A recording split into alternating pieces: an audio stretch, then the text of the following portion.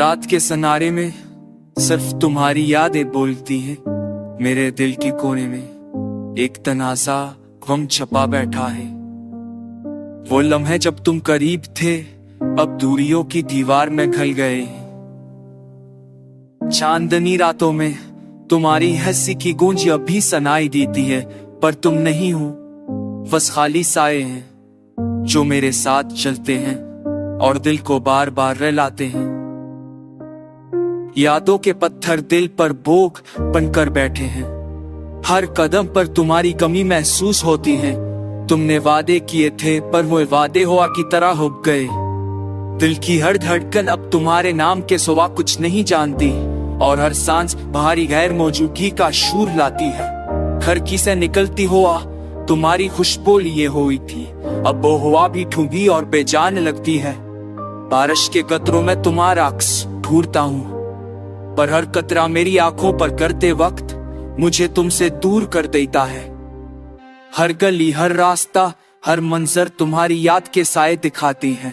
मैं चलता हूँ मगर रक्सा जाता हूँ। मैं हंसने की कोशिश करता हूँ, पर लबों की हंसी अंदर के दर्द में दब जाती है।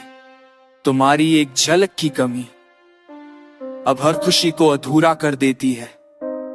रात के आसमान को देखकर सोचता हूँ, काश तुम फिर से आ जाओ, काश तुम अपने वादे पूरे कर दो, काश तुम जान पाओ कि दिल की ये टूटी दुनिया सिर्फ तुम्हारे बगैर जीने के काबिल नहीं।